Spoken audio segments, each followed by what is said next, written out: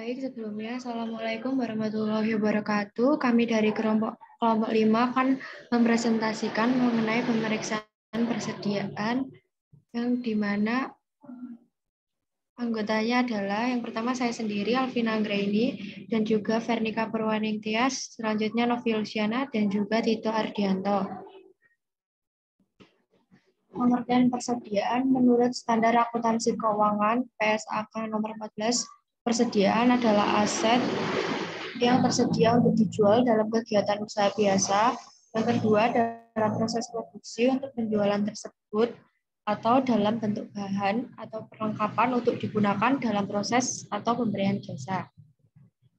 Nilai realisasi neto adalah estimasi harga jual dalam kegiatan usaha biasa dikurangi estimasi biaya penyelesaian dan estimasi biaya yang diperlukan untuk membuat penjualan. Nilai wajar adalah harga yang akan diterima untuk menjual suatu aset atau harga yang akan dibayar untuk mengalihkan suatu liabilitas dalam transaksi teratur antara pelaku pasar pada tanggal pengukuran. Persediaan diukur pada mana yang lebih rendah antara biaya perolehan dan nilai realisasi neto. Biaya persediaan terdiri dari seluruh biaya perolehan, biaya konversi, dan biaya lain yang timbul sampai persediaan berada dalam kondisi dan lokasi saat ini. Persediaan mempunyai sifat-sifat sebagai berikut. Biasanya merupakan aset lancar atau current asset yang karena masa perputarannya biasanya kurang atau sama dengan 1 tahun. Merupakan jumlah yang besar terutama dalam perusahaan dagang dan industri. Mempunyai pengaruh yang besar terhadap laporan posisi keuangan atau neraca dan berhitung laba rugi karena kesalahan dalam menentukan persediaan pada akhir periode akan mengakibatkan kesalahan dalam jumlah aset lancar dan total aset, beban pokok penjualan, laba kotor, dan laba bersih. Taksiran pajak penghasilan, pembagian dividen, dan laba rugi ditahan. Kesalahan tersebut akan terbawa ke laporan keuangan periode berikutnya. Contoh dari persediaan yang pertama adalah bahan baku atau raw materials, yang kedua barang dalam proses atau work in process, yang ketiga barang jadi atau finished good, yang keempat suku cadang atau spare part, yang kelima bahan pembantu seperti oil, bensin, dan solar, yang keenam barang dalam perjalanan atau good in transit, yang ketujuh barang konsinyasi atau consignment out. Selanjutnya, menurut SAK-ETAP atau IAI 2019-56-57, entitas harus menentukan biaya persediaan dengan menggunakan rumus biaya masuk pertama, keluar pertama atau MPKP atau rata-rata tertimbang. Rumus biaya yang sama harus digunakan untuk seluruh persediaan dengan sifat dan pemakaian yang serupa. Untuk persediaan dengan sifat atau pemakaian yang berbeda, penggunaan rumus biaya yang berbeda dapat dibenarkan. Metode masuk terakhir keluar pertama atau MTKP tidak diperkenankan oleh SAK-ETAP. Entitas harus mengukur biaya persediaan untuk jenis persediaan yang normalnya tidak dapat dipertukarkan dan barang atau jasa yang dihasilkan dan dipisahkan untuk proyek tertentu dengan menggunakan identifikasi khusus atas biayanya secara individual. Entitas harus menguji pada setiap tanggal pelaporan apakah persediaan menurun, nilainya yaitu nilai tercatatnya tidak dapat dipulihkan secara penuh, misalnya karena kerusakan keusangan atau penurunan harga jual. Jika suatu jenis atau kelompok jenis dari persediaan menurun nilainya, maka persediaan harus diukur pada harga jual dikurangi biaya untuk menyelesaikan dan menjual, serta mengakui kerugian penurunan nilai. Paragraf tersebut juga mengatur pemulihan penurunan nilai sebelumnya dalam beberapa kondisi. Itu contohnya. Selanjutnya, presentasi akan dilanjutkan oleh rekan saya.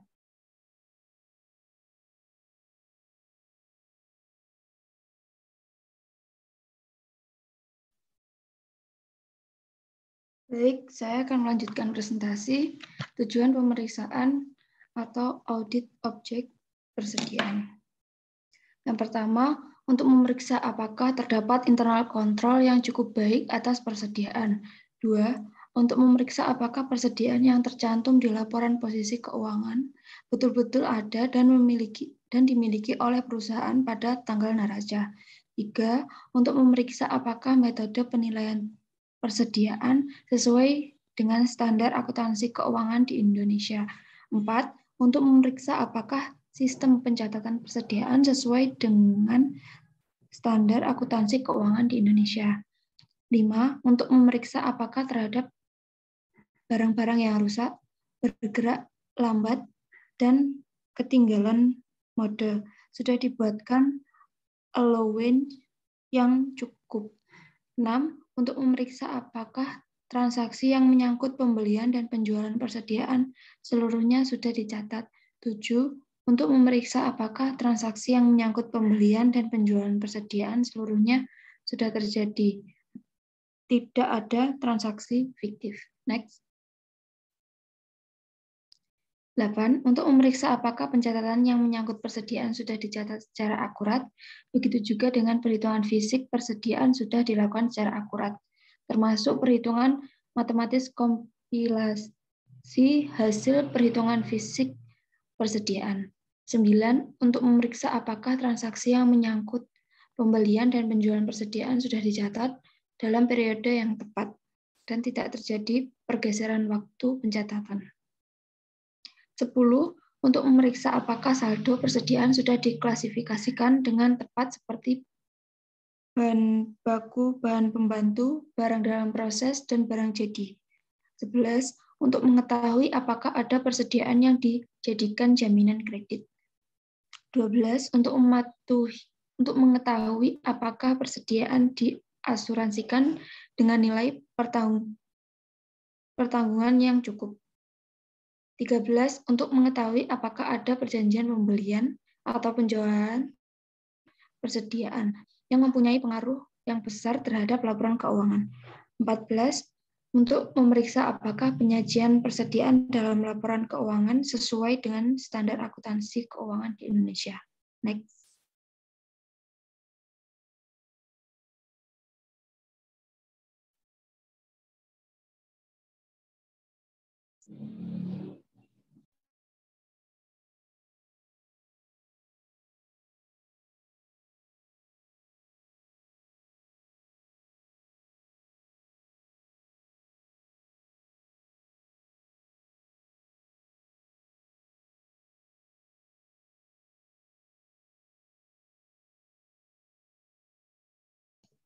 Prosedur pemeriksaan.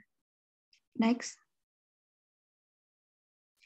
Prosedur pemeriksaan dibagi atas prosedur compliance test, analysis review, dan substantive test. Dalam praktiknya, prosedur pemeriksaan yang dibahas di sini harus disesuaikan dengan kondisi perusahaan yang diaudit. Prosedur pemeriksaan persediaan mencakup pembelian, penyimpanan, pemakaian, dan penjualan persediaan karena berkaitan dengan siklus pembelian, utang, dan pengeluaran kas setara siklus penjualan, piutang, dan penerimaan kas. Next. Prosedur pemeriksaan untuk compliance test. Yang pertama, pelajari dan evaluasi internal kontrol atas persediaan. Dalam hal ini, auditor biasanya menggunakan internal control questionnaires yang contohnya bisa dilihat di Exhibit 12.1. Lakukan tes transaksi atas pembelian dengan menggunakan purchase order sebagai sampel. Untuk tes transaksi atas pemakaian persediaan bisa digunakan material requisition sebagai sampel. Untuk tes transaksi atas penjualan bisa digunakan faktur penjualan sebagai sampel. 2. Tarik kesimpulan mengenai internal control atas persediaan. Jika dari tes transaksi auditor tidak menemukan kesalahan yang berarti, maka auditor bisa menyimpulkan bahwa internal control atas persediaan berjalan efektif karena itu substantif tes atas persediaan bisa dipersempit. Next.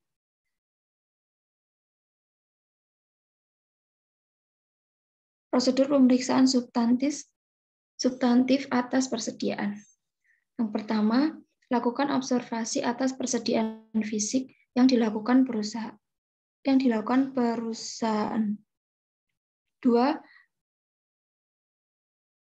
Minta final inventory leads dan lakukan prosedur pemeriksaan. Yang pertama, berikut ini cek mathematical query, cocokkan quantity per book dengan stock card, cocokkan quantity per count dengan konsep kita, cocokkan total value dengan buku besar persediaan. 3. Kirimkan konfirmasi untuk persediaan consignment out. 4. Persediaan unit purchase dari bahan baku, barang dalam proses, barang jadi, dan bahan pembantu. 5. Lakukan rekonsiliasi jika stock opname dilakukan beberapa waktu sebelum atau sesudah tanggal laporan posisi keuangan. 6. Periksa cukup tidaknya barang-barang yang bergerak lambat. 6. Bergerak lambat, barang-barang yang rusak, dan barang-barang yang ketinggalan mode. 7. Periksa kejadian sesudah tanggal laporan posisi keuangan. Next.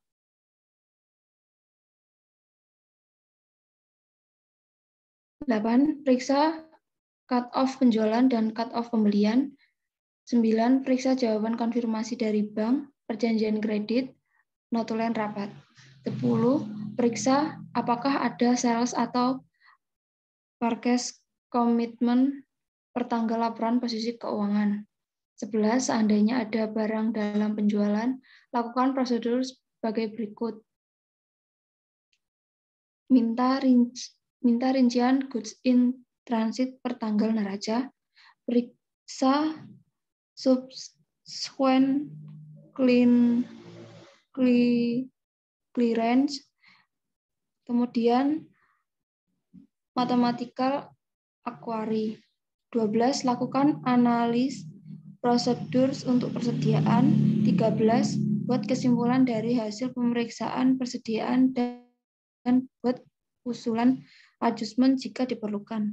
14. Periksa apakah penyajian persediaan di laporan keuangan sudah sesuai dengan standar akuntansi yang berlaku umum di Indonesia. Presentasi selanjutnya akan dilanjutkan oleh rekan saya, Novi. Selanjutnya penjelasan prosedur audit. Next.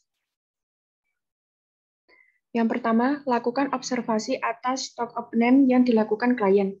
Stock opname dilakukan terutama untuk persediaan yang berada di gudang perusahaan, untuk barang consignment out, dan barang-barang yang tersimpan di public warehouse jika jumlahnya material harus dilakukan stock opname.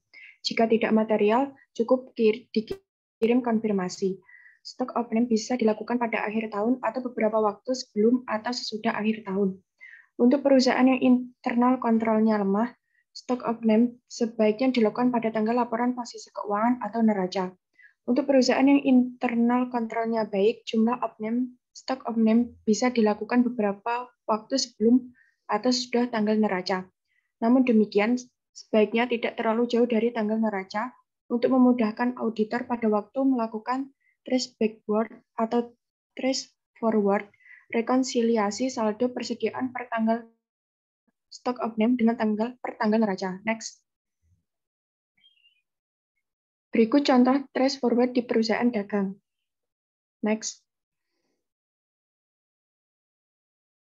Hal-hal yang harus dilakukan auditor sebelum melakukan stock opname. Yang A, dapatkan dan pelajari pertunjukan pelaksanaan stock opname, physical inventory instruction, yang dibuat perusahaan yang mencangkup pengatur tim atau petugas stock opname, tanggal pelaksanaan, lokasi dan denah gudang, pembatasan seminimal mungkin keluar masuknya barang pada waktu pelaksanaan stock opname, prosedur cut-off, penggunaan bin tag yang terdiri dari nama dan jenis barang, nomor kode barang, satuan dan jumlah unit, nomor urut tercetak. Next. Berikut contoh bin card. Jika auditor menganggap physical inventory instruction tersebut mengandung kelemahan atau kekurangan, ia harus menyarankan ke klien untuk melengkapinya. Next. Yang B, lakukan peninjauan gudang sebelum stock of name dilakukan untuk mendapat gambaran mengenai lokasi gudang dan apakah barang-barang di gudang telah tersusun rapi menurut jenis dan kelompoknya. Berikut contoh denah lokasi gudang. Next. C, siapkan tim audit yang akan ditugaskan untuk melakukan observasi dan pelaksanaan stock of name yang dilakukan klien, beserta perlengkapan yang dibutuhkan. Beberapa hal yang harus diperhatikan sewaktu pelaksanaan observasi atas stock of name. Yang pertama, saat hari pertama diberikan briefing kepada para pelaksana stock of name. Yang kedua, pada saat stock of name dilakukan, klien harus menghitung 100%, sedangkan auditor mengamati apakah perhitungan sudah sesuai. Yang ketiga, untuk perusahaan minyak, teknik penghitungannya disebut gauging untuk meteran digantungi canting untuk pemberat sampai menyentuh dasar tangki. Yang terakhir, selesai pelaksanaan stock of name, auditor membuat laporan atau memo mengenai pelaksanaan stock of name dan hasil observasi auditor. Presentasi selanjutnya akan dilanjutkan oleh rekan saya.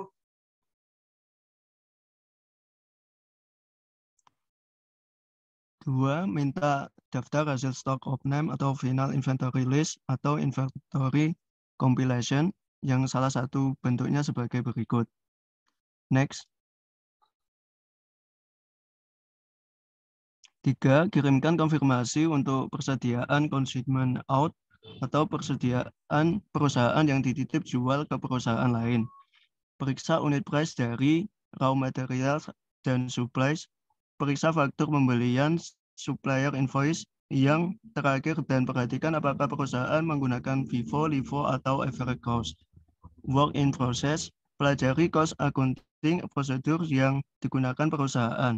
Untuk mengetahui besarnya direct materials, direct labor, factory overhead yang sudah dibebankan termasuk persentase selesainya. Finished goal. Pelajari cost accounting prosedur seperti di atas dan periksa apakah perusahaan menggunakan standar cost sehingga harus diperiksa perhitungan variansnya. Jika ada varians, sebagian harus masuk beban pokok penjualan atau cost of goods sold untuk persediaan yang sudah terjual. Sebagian menambah atau mengurangi nilai persediaan tergantung favorable atau unfavorable variance, yaitu untuk persediaan yang belum terjadi. Next. 4. Lakukan rekonsiliasi antara saldo menurut stock of name dan saldo bertanggal laporan posisi keuangan. Jika stock of name dilakukan beberapa waktu sebelum atau sesudah tanggal laporan posisi keuangan. Yang kelima, periksa cukup tidaknya allowance untuk barang-barang yang bergerak lambat, rusak, dan ketinggalan mode. Yang keenam, periksa kejadian sesudah tanggal laporan posisi keuangan. Yang ketujuh, periksa cut-off penjualan dan cut-off pembelian. Yang kedelapan, periksa jawaban konfirmasi bank, loan agreement, notulen rapat. Yang kesembilan, periksa apakah ada sales atau purchase commitment per tanggal laporan posisi keuangan. Next.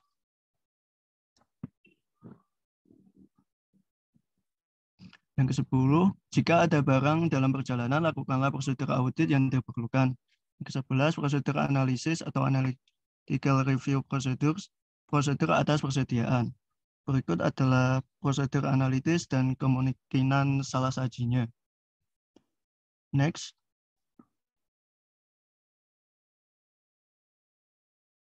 Ke-12, buat kesimpulan dari hasil pemeriksaan persediaan dan dibuat usulan audit adjustment jika diperlukan. Yang ke-13, penyajian dan pengungkapan. Next.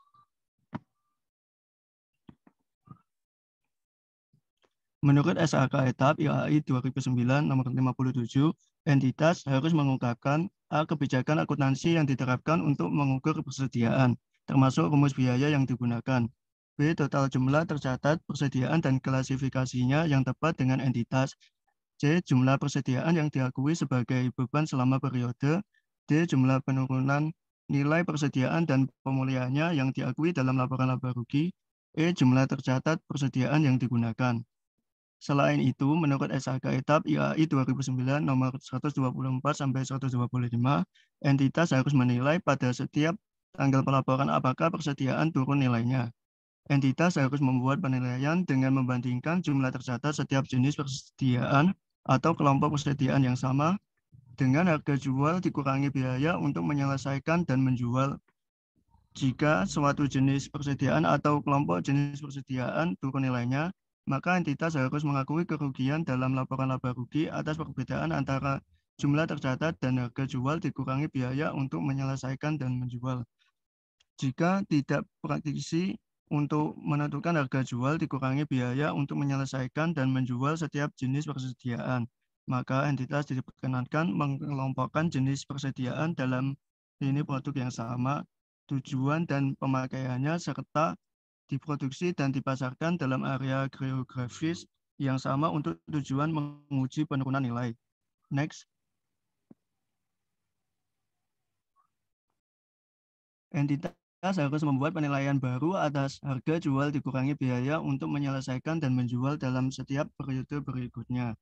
Jika situasi di periode sebelumnya yang menyebabkan persediaan turun nilainya tidak ada lagi, atau adanya bukti nyata kenaikan dari harga jual dikurangi biaya untuk menyelesaikan dan menjual karena perubahan kondisi ekonomi, maka entitas harus memulihkan jumlah penurunan nilai sebelumnya atau pemulihan dibatasi sebesar jumlah awal kerugian penurunan nilai, sehingga jumlah tercatat baru adalah nilai yang lebih rendah antara harga perolehan dan harga jual dikurangi biaya untuk menyelesaikan dan menjual yang telah direvisi.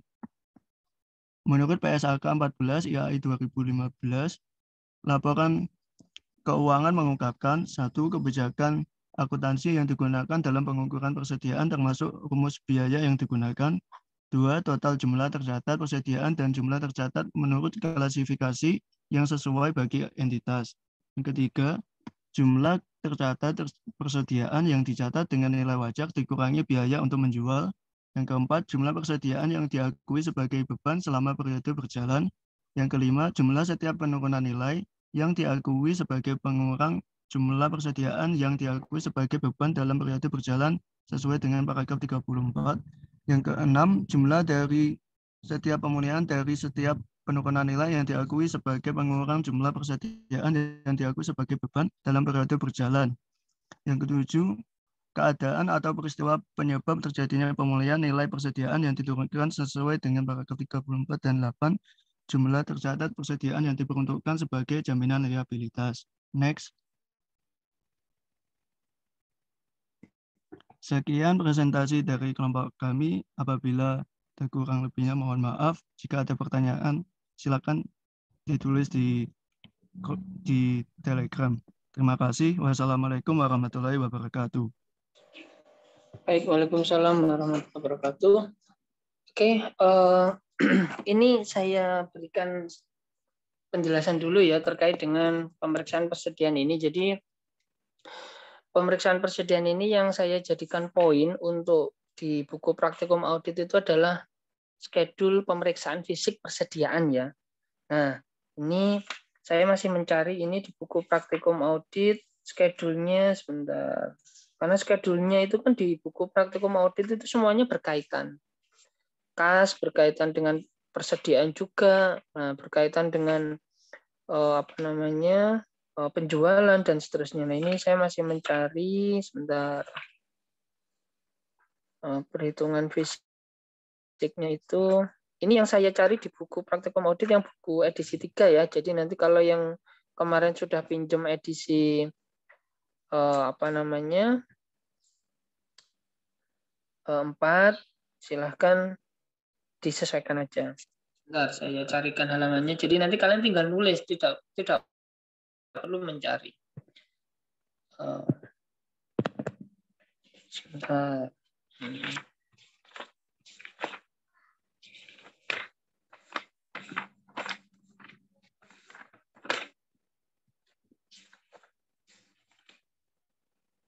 Oh ini, ketemu ya.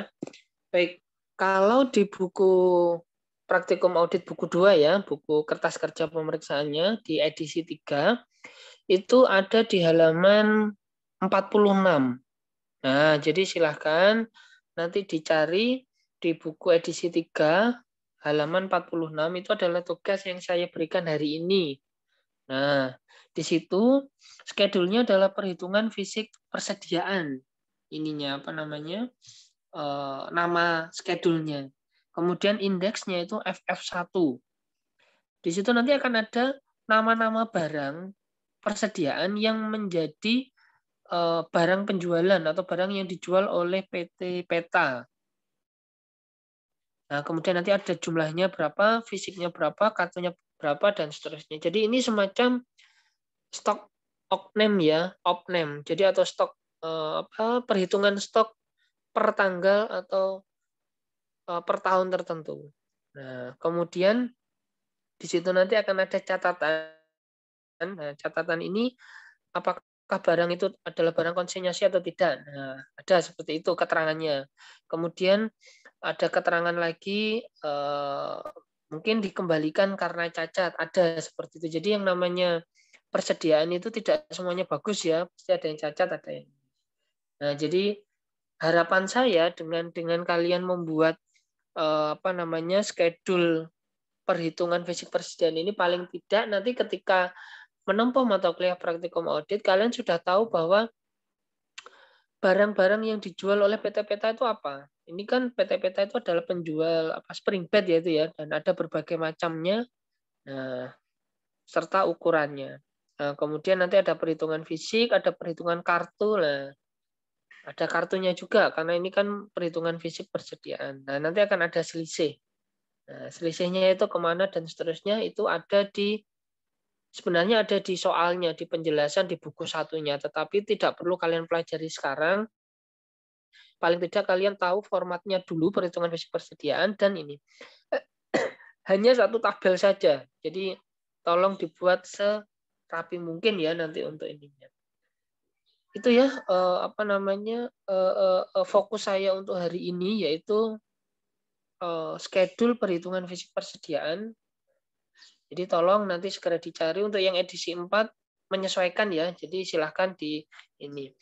Untuk schedule, untuk modulnya itu siklus persediaan, penggudangan, dan pembayaran utang usaha. Jadi 3 akun itu berkaitan, yaitu persediaan, gudang, dan juga utang usaha. Jadi dijadikan satu modul di dalam buku praktikum audit. Nah, makanya nanti silahkan yang edisi 4 dicari yang modul siklus persediaan, penggudangan, dan pembayaran utang usaha. Nanti dicari yang schedule-nya perhitungan fisik persediaan. Oke, itu ya untuk hari ini. Silahkan dilanjutkan dengan diskusi seperti biasa di Telegram. Baik, silahkan. Saya kembalikan ke tim yang presentasi hari ini.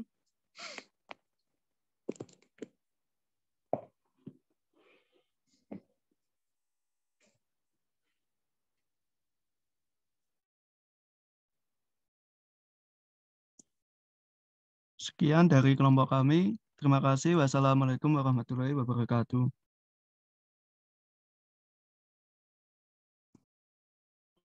Waalaikumsalam warahmatullahi wabarakatuh.